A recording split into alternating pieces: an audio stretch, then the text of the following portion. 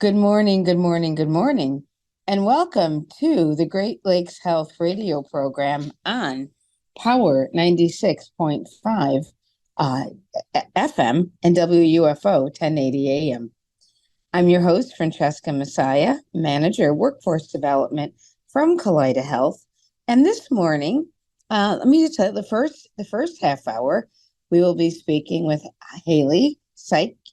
And Haley is a manager of neurodevelopment and behavioral health, part of the Robert Warner program. Robert Warner, this is telethon weekend. Any Buffalonian knows about the telethon. And telethon begins today. And we've never had anyone talk about the Robert Warner Center and telethon.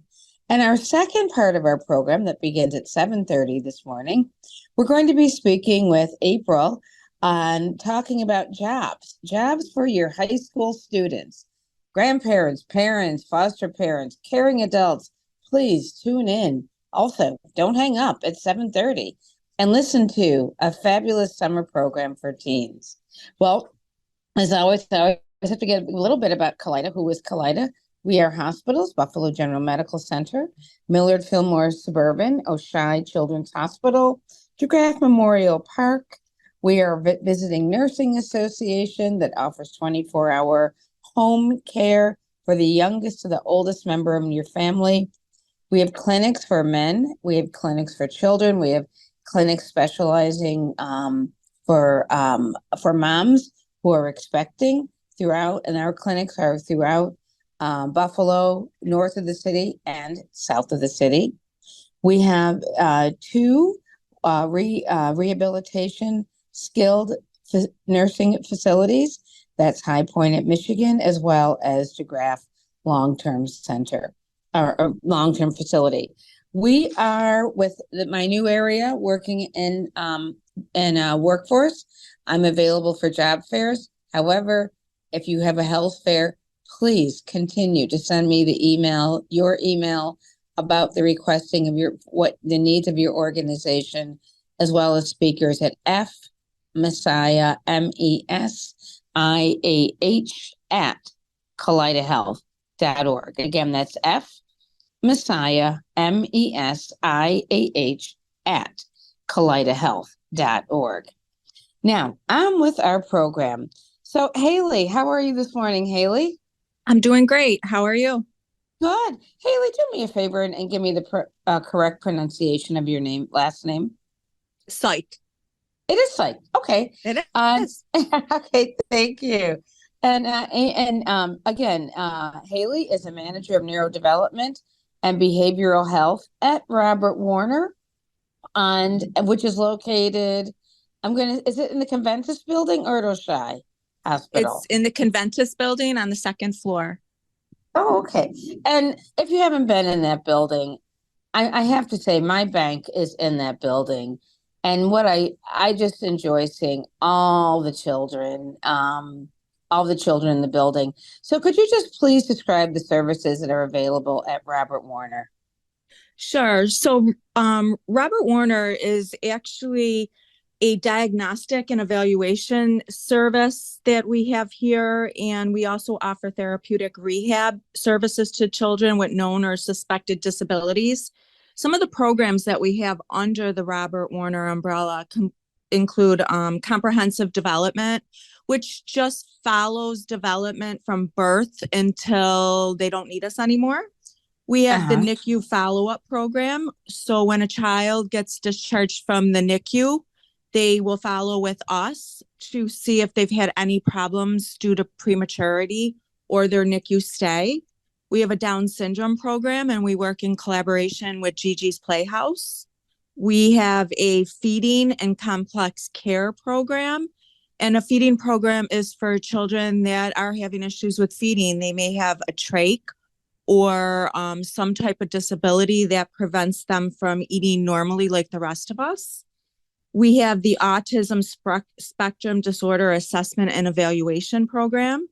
We just recently, in the last year, started a leukodystrophy clinic, and that's in collaboration with Jill Kelly's Hunter's Hope. We have a spina bifida clinic and a traumatic brain injury clinic. and we do motor evaluation clinic once a week. We also have medication follow-up clinic. So if your child's on medications for autism, behavior, ADHD, a lot of times the primary care physicians aren't comfortable dealing with the medication, so we'll do the follow-up visits here.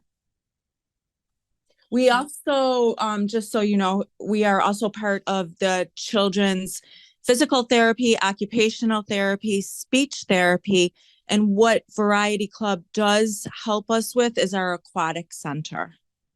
We have a pool offsite. Now, where's the pool? Years ago, I remember where I was a pool on Flint Road. Is that where was the pool before? I'm not sure where the previous pool was, but our current pool is located on Big Tree Road. On Big Tree Road. Okay. Yeah, it wasn't there before. I just can't, I've been with Kaleida for gosh, 20 years now. And I don't recall. I remember the aquatics area. So it's located in the Brook Bridge Medical Park building at 5959 Big Tree Road. And it's used by children with neuromuscular disorders. And they get pool therapy because the pool is very warm. It's between 85 and 90 degrees, and it really loosens up all of their muscles. And if you have a child that is in a wheelchair most of the day, once they get into that pool, they have freedom. They can kick their legs, they can move freely. It helps with muscle strengthening, improving balance and ambulation, and increasing endurance. And it just gives them a little bit of normalcy and freedom in the pool. That's great. How have the services changed throughout the years? They have definitely grown since Robert Warner started the program. A lot of our programs are newer. Things like leukodystrophy and Down syndrome, those children aren't looped into just a clinic with everybody else. They have very specialized services now. And we continue to grow our services depending on the needs that we're seeing from the community. One of them would be like the medication follow-up clinic, so that those kiddos also don't just get lost in regular clinic visits, and they're here for a purpose and it's specialized around them. Okay. So are parents with the children during all the treatments, or is it just the therapist and the children? No, the parents are involved. We keep them involved because we want them to continue whatever we're doing on site. We want them to continue at home. Continuing services at home is very important to the development for that child.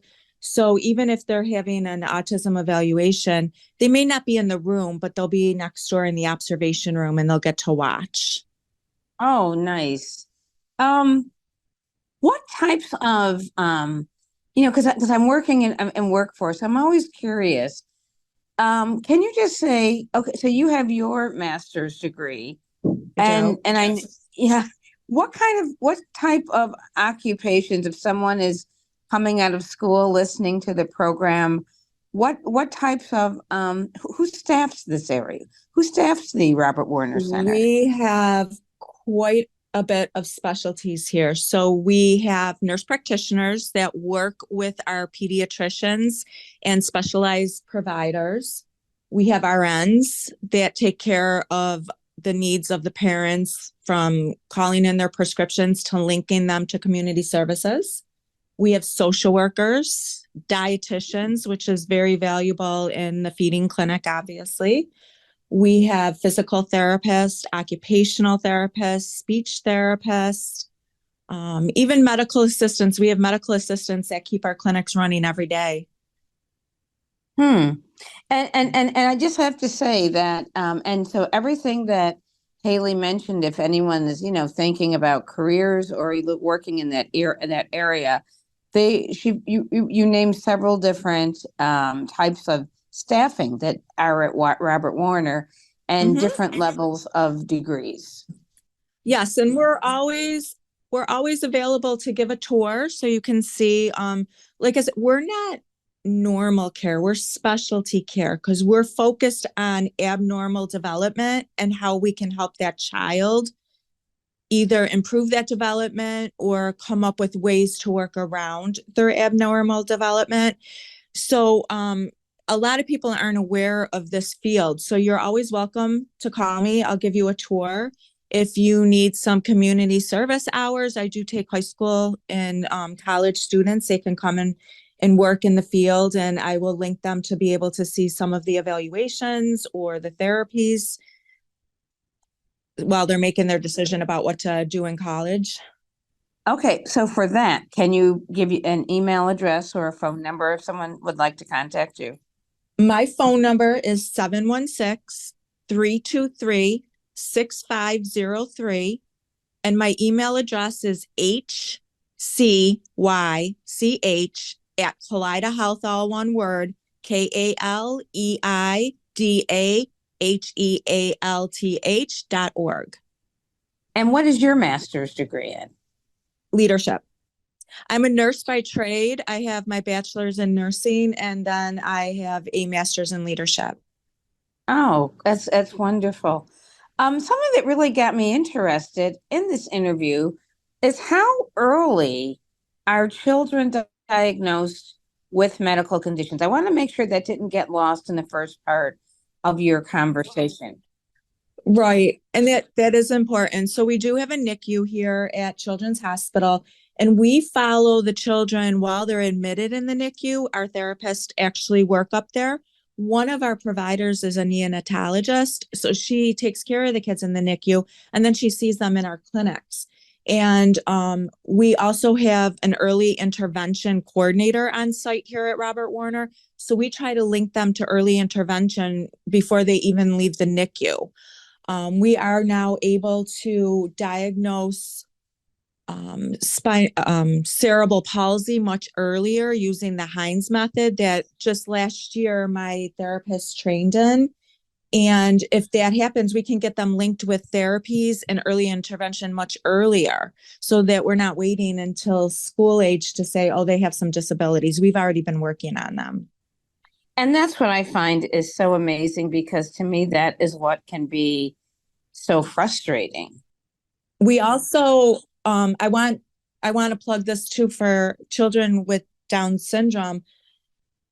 In the past, when people heard that, they thought it was disappointing news.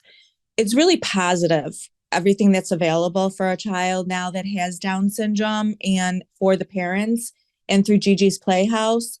We actually link with the parents before they even give birth. So once they get that diagnosis, our physician, Dr. Ted Andrews, will do a prenatal visit and just talk about what to expect and what's available after birth. And then we start seeing them when they're in the NICU or if they're in mother baby department. And then we get them linked to follow up right at discharge. Mm-hmm.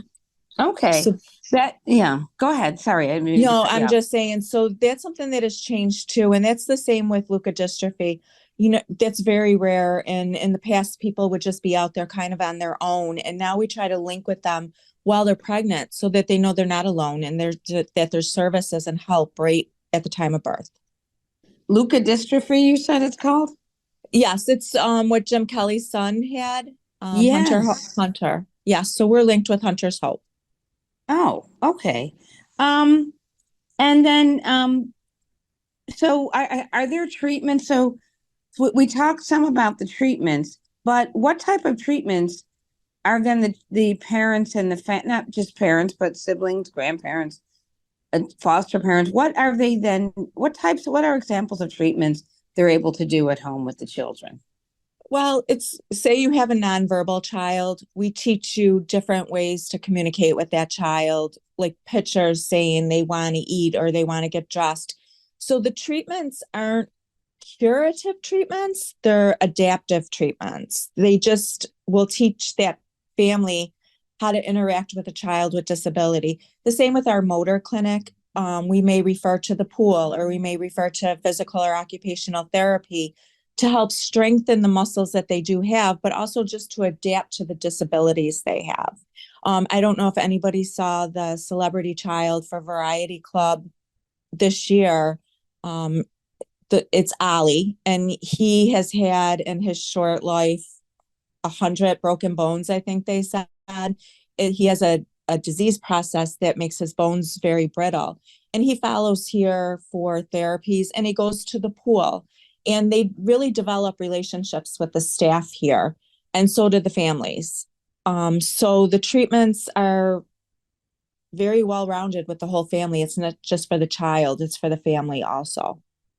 Hmm. You know, let's talk about telethon, and we did, and that's a great segue. So let's talk about telethon. Tell me, what time does it begin? It's 7 a.m. right now. What time does telethon begin? 6 p.m. to 11 p.m. and is on channel 2. And then on Sunday from 10 to 8, and that's on cable 5. This year, the honorary chair is Mayor Brown, and the celebrity child is Ali Cope. Oh, nice, nice. And they do great work. So they raise money and they help all of the children's hospital get those pieces of equipment or availability to get programs. One of the things that they did for us last year was they got us a therapy swing, which is really important because some children need that sensory that you get from swinging. And that was an expense that we didn't have in our budget, but Variety Club came through and they got that for us. They also recently trained that guy gave us money, sorry, so that my staff could go through training for that Heinz procedure so that we could develop a program to diagnose cerebral palsy earlier. They recently bought a cage. It's called a cage, and it's actually a specialized piece of equipment that helps us work muscles using belts on the muscles that we're aiming at. And so they've been there for us every step of the way. They just like to see what we need and they help us get it. And they love to see how it helps the children.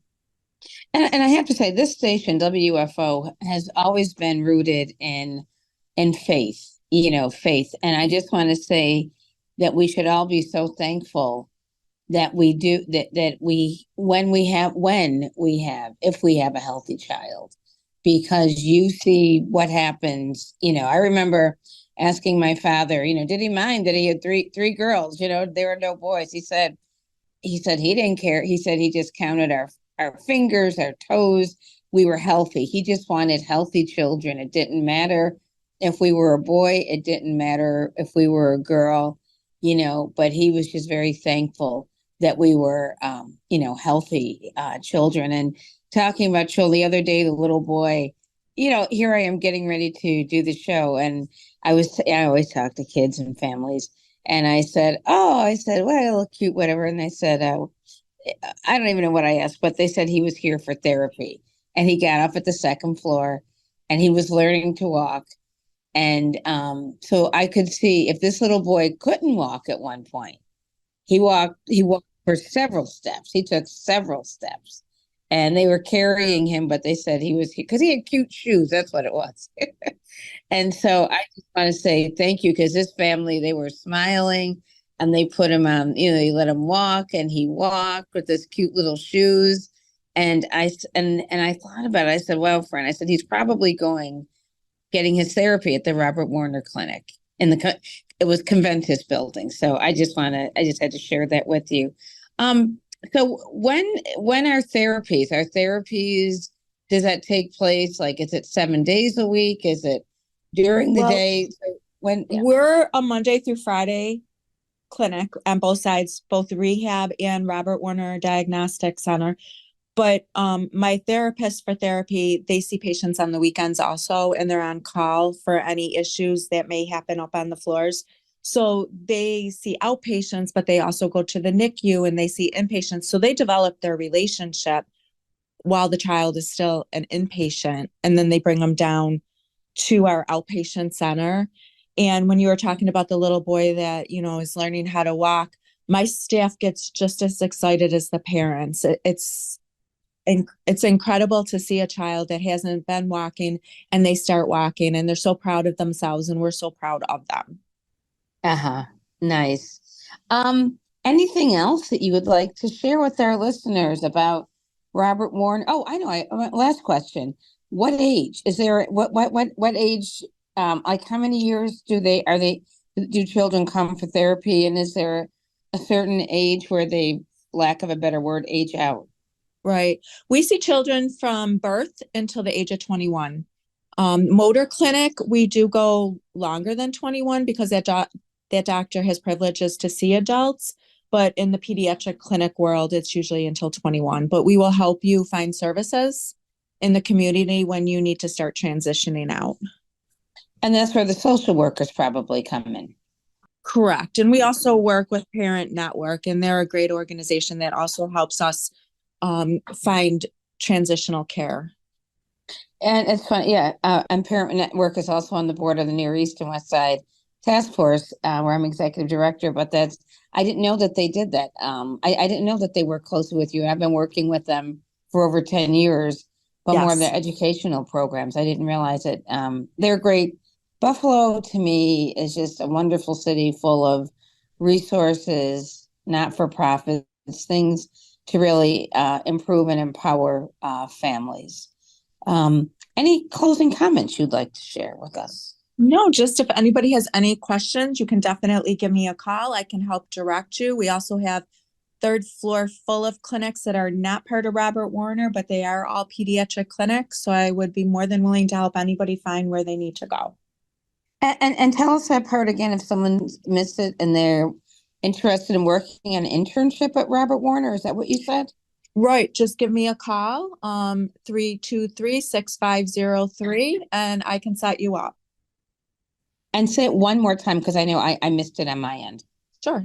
323-6503. And your name so they know who they're sending this. My name is Haley Syke. I'm the manager for the Robert Warner Center. And your email, Haley, so they can, if they want to send you an email. HCYCH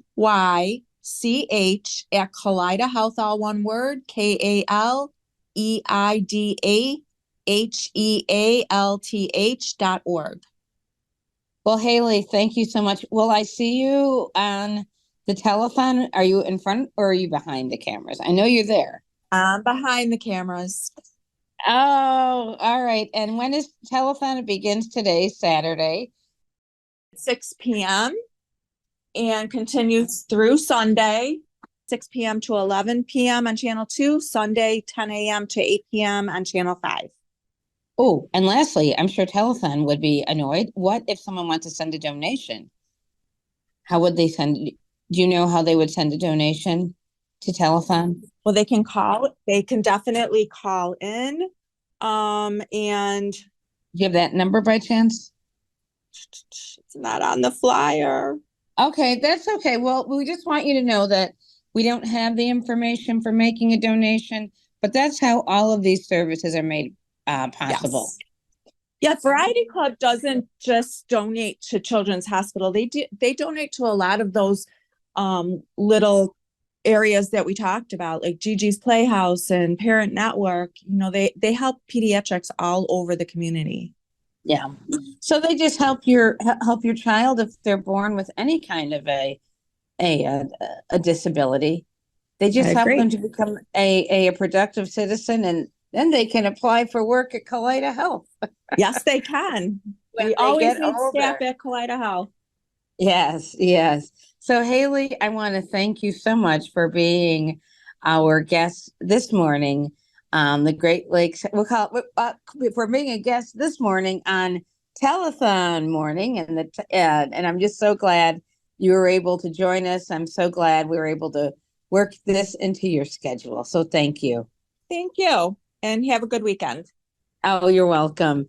And listeners, I want to thank you for being part of the Great Lakes Health Radio program. And don't leave, because we have our next guest. Our next guest will be talking about summer jobs for teenagers that pay money. We want to make sure our teens are making just a little bit of money. Okay, thank you. And now on to part 2. Good morning and welcome back to the second half of the Great Lakes Health Radio program.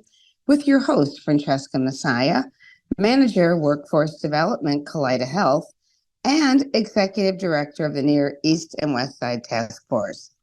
Our guest for the second part of our first, let me talk about the topic before I share with our exciting guest. The topic: high school programs during the summer that are focused on healthcare.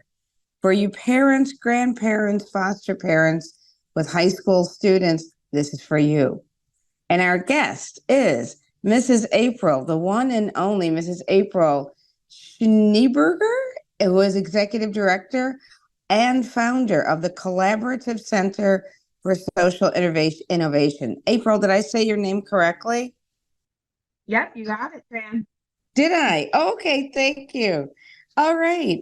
Well, April, the first question we're going to say, I'm going to ask, could you please give us a brief history about the Collaborative Center for Social Innovation and a little bit about yourself? Sure. So I actually taught for about 20 years. I started, I'm actually a synthetic organic chemist by training, which people always find interesting. I was set on going into pharmaceutical sciences, but through that, I actually taught pre-meds and realized how much they struggled with organic chemistry. And that ultimately led into a teaching career.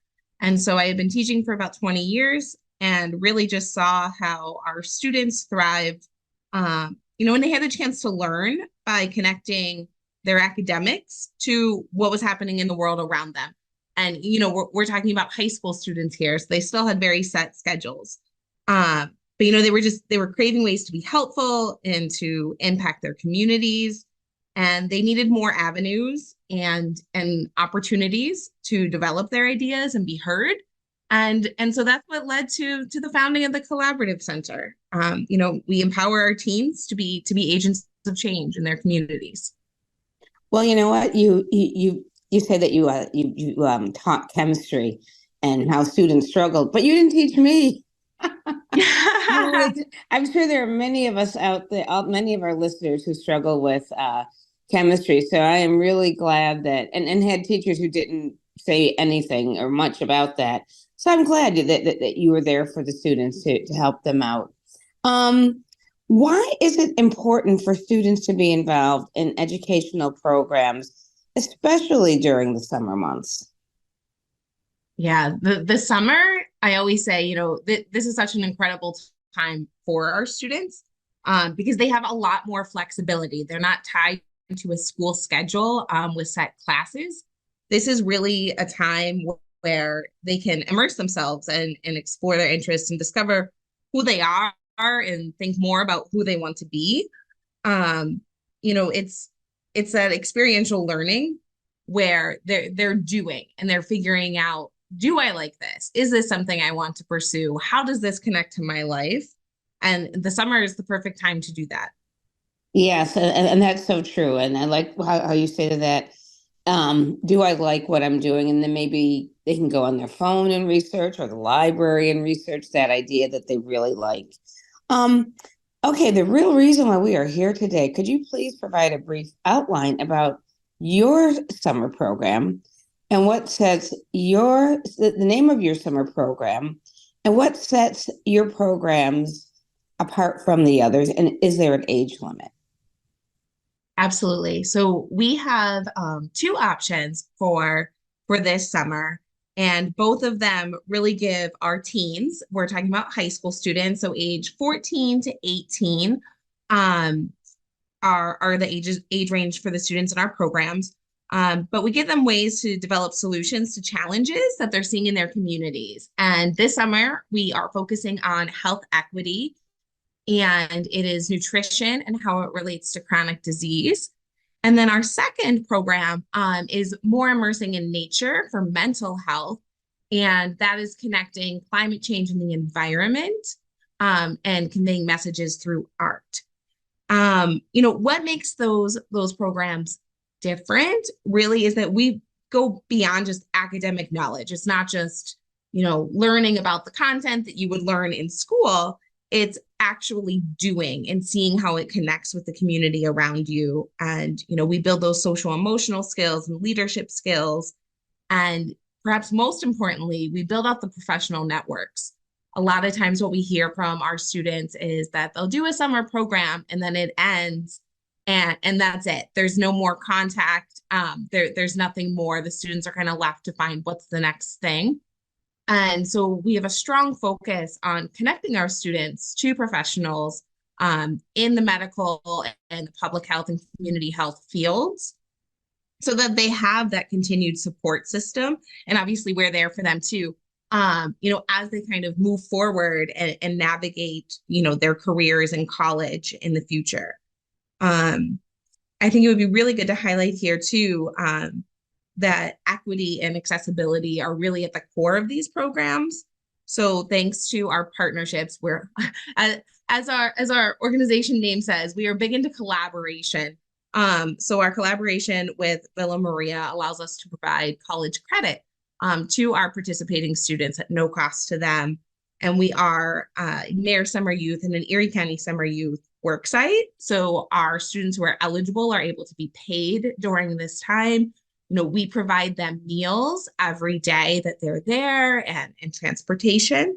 So we're really looking at this as a very comprehensive way of how can we support our students so that they're able to then focus on exploring their interests and bettering out their communities. Wow. Before I make any comments on that, I would be remiss if I did not mention that April is also a member of the Buffalo Branch NAACP Health Committee and Environmental Health Committee. So the things that she works on with the students, she also works on with adults. And she works very well and works not very well, but works with the community. So April's not a stranger. Yeah. So I just had to add that, April. You know what? You just said that the students they get paid through different summer programs. They receive college credits through Villa. I should say they get paid through Erie County Summer Youth, Mayor Summer Youth. They are provided meals and provided transportation. And students have to live in Buffalo. Do they have to attend a public or a charter school, or is it any school? Or what? Yeah. So they can be from Buffalo or from anywhere in Erie County. And we accept students from public school, from charter school, from private school, and homeschool.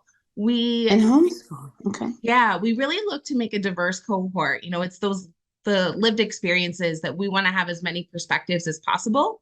Because we also really focus on communication and empathy with our kids and teaching them, how do you navigate different scenarios and just humanize each other, because that helps build connections with their peers and gives them that greater sense of purpose and a sense of belonging. And not only a sense of communication with peers, it also a sense of communication with life. With everyday with life, and if they're going into careers and focusing on healthcare, many of the careers within healthcare, you have to have interpersonal communication skills. Unless you're going into some of the IT areas, that's all part of what healthcare is about, is that interpersonal communication. But most importantly, how do students apply for the program? Or how does that parent, grandparent, foster parent, friend begin looking online to tell them to apply for this program? Yeah, so they can go to our website. It is Collaborative Center for Social Innovation.org. I'm going to have you spell out everything too. Oh, it's a long one. Are we ready? COLLABORATIVE.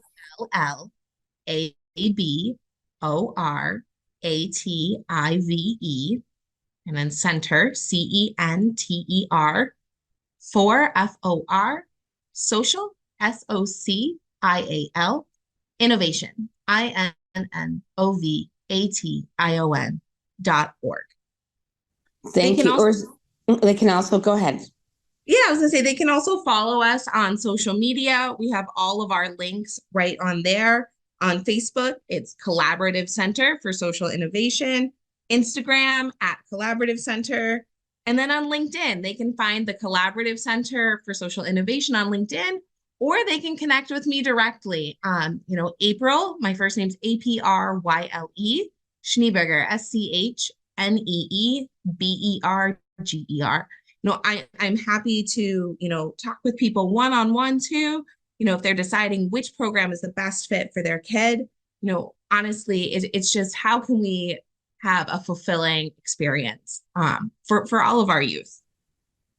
Thank you. And I also have to say that last year, April had students at Kaleida Health, and we worked along with Dr. Harris and the vascular team, because the vascular team, your veins are just are very important. They're just as important as your heart, keeping your veins clean, knowing what to clear, knowing what clogs your veins and what clogs your arteries, are what students walked away with from last year in 2023, along with hands-on experience, what some of the vascular surgeons and the vascular techs use. So just to give them a taste of that. And then this past few weeks ago, we met with, she had students over at Hutch Tech who was a Zoom conversation with our chief of our chief of medicine, Dr. Michael Minio, and that was virtual. So April is very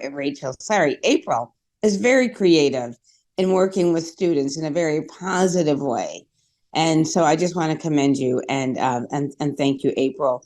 Now, and I just said a tip of it, but do you work with high school students throughout the year?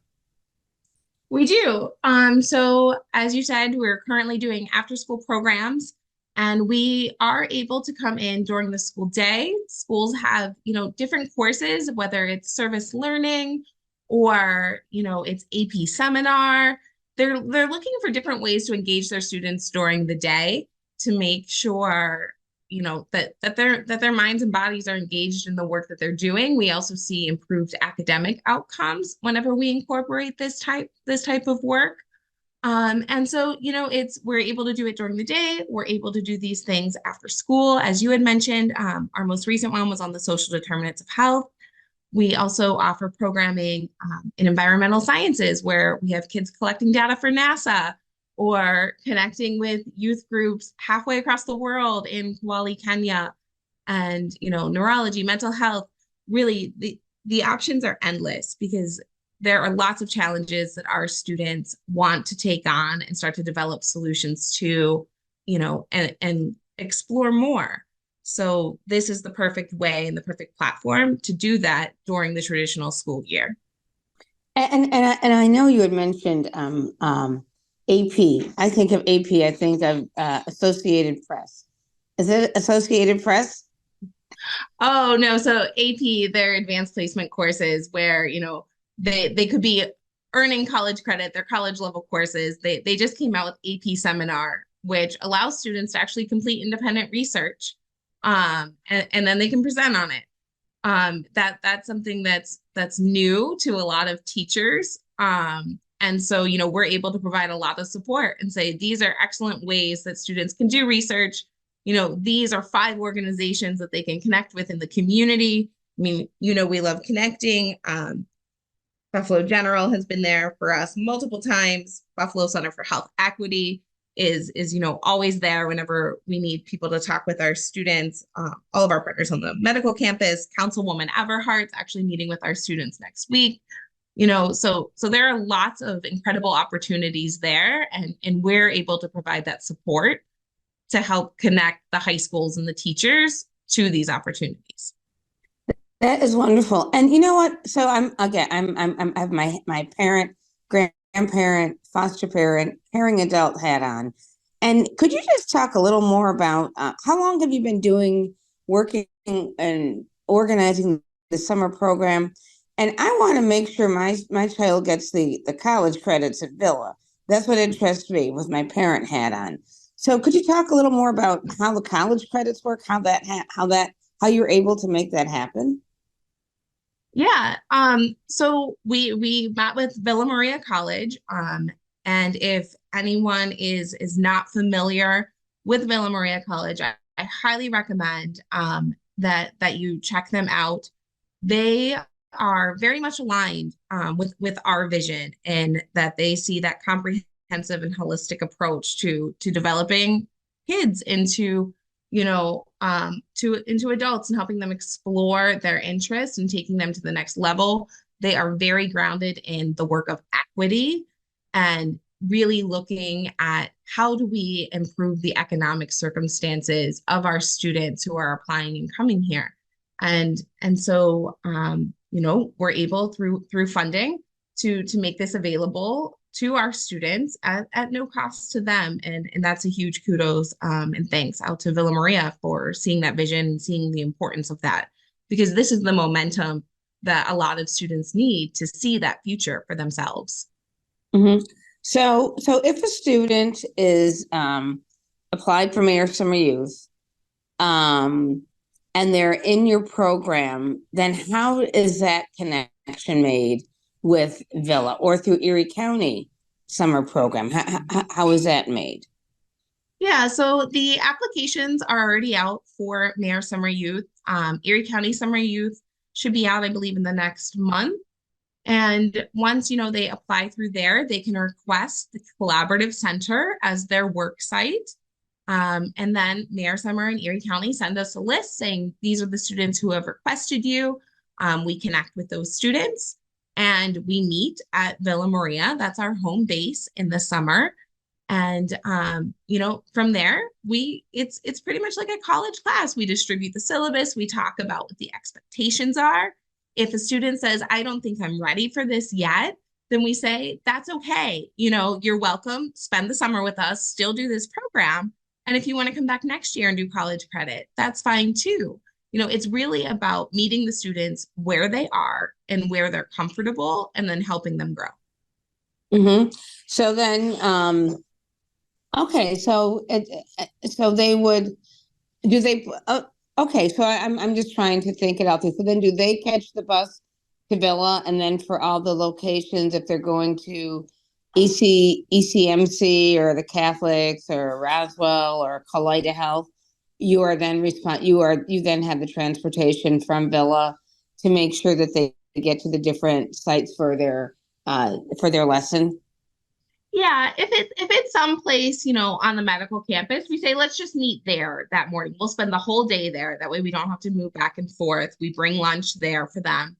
And if it's, for example, for our environmental and art program, if we're going to explore a park and it's further away, yeah, just come meet us at Villa Maria. We're going to charter the bus and we're going to go as an entire group together there. Mm-hmm. And they probably have to fill out permission slips or something. Absolutely. Yep. Okay, great. I mean, that sounds like the program for me. It really does. What else would you like to share with our listeners about yourself, the program, health equity, the environment? What else would you like to share? Because I know we could talk for hours, April. We could. I could talk about education and youth development all day long. No, I think it's just really important out there. I know a lot of times we see negative news and negative media, and so often I hear, oh, kids these days. But I just want to reiterate that, kids these days really are craving ways to impact their communities in positive ways, and they want to make a change. They feel like their world is on fire, and they just need an avenue or an opportunity to be involved and feel like they're doing meaningful work. And so I just encourage everyone, whether it's with the Collaborative Center or through another program, just really be open to hearing what our teens have to say. Because if you ask the right questions and give them that space, they have really phenomenal ideas, and they're just inspiring humans. So I encourage everyone to take that positive perspective whenever you're interacting with our teens, and know that they want to do well. They want to feel purposeful. And if we give them the right environment, they'll do incredible things.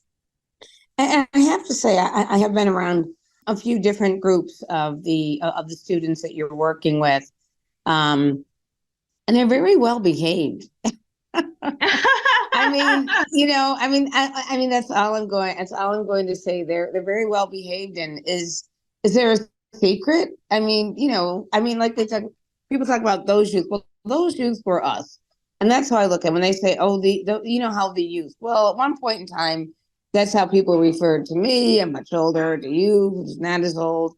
But, you know what, my observation is what I see in you is how you treat the students, and you treat them with dignity and respect. So parents, grandparents, foster parents, caring adults, if your child, your child goes through the program, April, I've watched her hands-on interacting with these students. No, she's not their friend. She's their mentor. She provides guidance. She laughs with them. She asks to be, joins conversations with them. And she really treats the youth as we all wanted to be treated when we were youth, with with respect and dignity, and have fun. And I have to say, April, that's what I noticed when I'm in, in the same circles with you and the youth. Thank you so much, Fran. And That means so much. And honestly, you said it. We don't manage behaviors, we manage relationships, and that all just comes down to the dignity. And if you offer dignity and grace to a student and just let them be seen, the behavior follows, right? Because they see themselves as important and as having a crucial part in this group. So thank you. I appreciate that. Oh, you're welcome. Now you talk. We have a few minutes left, and you said this summer you want to deal with nutrition, chronic disease. What types of things are you hoping? I mean, nutrition affects chronic disease. There is no ifs, ands, or buts around that. And environment and can also impact disease. What are some of the things you're hoping the students to take away from this summer? Their aha, and on August 16th. Yeah. So this is one of those things where last summer, as you had mentioned, we focused on cardiovascular disease and reducing those rates in Western New York. And what a lot of students found was, oh, we need to focus more on our eating habits. And so that's why we went with nutrition and chronic disease this summer. We're following the students' lead and their interest, and we know that there's a lot of work to be done there. And so really, we want them to be able to connect nutrition to a chronic disease that has impacted, someone in their lives. So if they want to look at cardiovascular disease and stroke, they can. If they want to look at cancer, they can. If they want diabetes, and obesity, they can. They can really tailor it to their needs. The big takeaway that we hope, and maybe this is a bit of a spoiler, is that we want them to see that if we're always focusing on the urgent, then that leads us to health crises, years down the road. But if we are able to be proactive and focus on the important, that will then, prevent these things from being urgent fires later in our lives. And, it all ties back to those social determinants of health. If we are living better, we will have better health outcomes. And sorry, go ahead. Sorry. No, I was going to say, so that's the big takeaway. We're really hoping, that the students are able to really internalize. Mm-hmm. And one thing I'll say, I will definitely help you with some of the speakers if you need that help.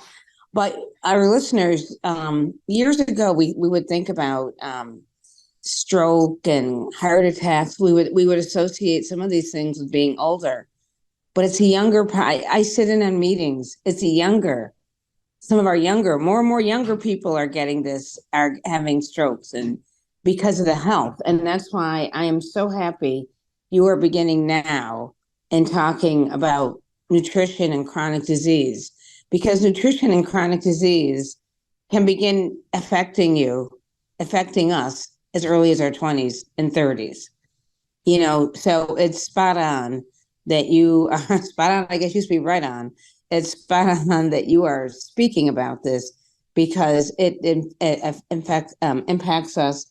And the way I look at a younger person, the way I look at that person who is in your summer program for 2024, they are a network. I look at each young person in their teens, let's say between age 14 and 18, that's the age of your program, they are a network because more than likely someone's going to ask them, what did they learn?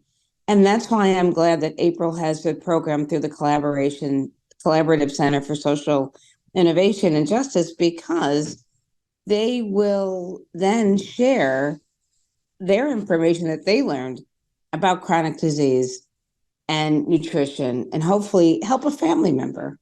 How do you think about that? What do you think about That's spot on, right? So we say, we impact the students that are in our program, but really we're inspiring them to go impact the others in their community. So it's that exponential growth, where, sure, you have 20 kids in your summer program, but you're really hoping that you're going to impact hundreds, thousands, right, over the course of their life. Yes. April, you have been great today. Before we close the show, how does someone apply for this program? Yeah, absolutely. So they can go to our website, Collaborative Center for Social Innovation.org. It's under our initiatives and our program section. Again, they can reach out on our social media. Definitely, like and follow. You'll be up to date on all of the events and offerings that we have. Sometimes we have offerings just for the community in general to come. And actually, Fran, I should say that all of our programs end in what we call a pitch day, where our students stand up, they give a 2 to 3 minute presentation, and we invite everyone in the community to come and hear that. And I will tell you, there is nothing more validating for our students than looking out to a room of over 100 community leaders, listening to them and wanting to know what they have to say. So, if you want to get involved, there's lots of ways to do that. For sure, reach out. And please share, because before we end the show, you said there was Facebook, there was Instagram. What are the other ways of finding out more about the program? On LinkedIn. Find us on LinkedIn. Yep. And our website. LinkedIn, Facebook, you said. And what's that on Facebook? Yep. Facebook's Collaborative Center for Social Innovation. Instagram is @Collaborative Center.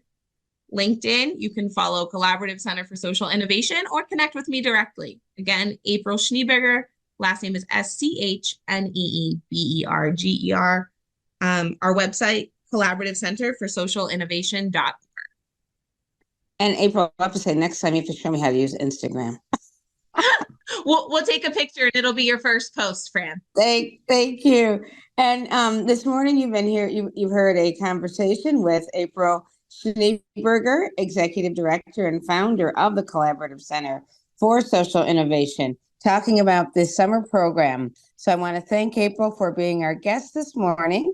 And I want to thank you, our listeners, for being with us and tuning in to the Great Lakes Health Radio program with your host, Francesca Messiah from Kaleida Health. Next week, you'll hear my esteemed colleague, Cindy Bass from ECMC. Remember, if you're interested in working at Kaleida, please go to our website and look for careers at Kaleida Health. See you in 2 weeks. God be willing, I'll see you in 2 weeks. Again, this is Francesca Messiah, Kaleida Health. Bye-bye.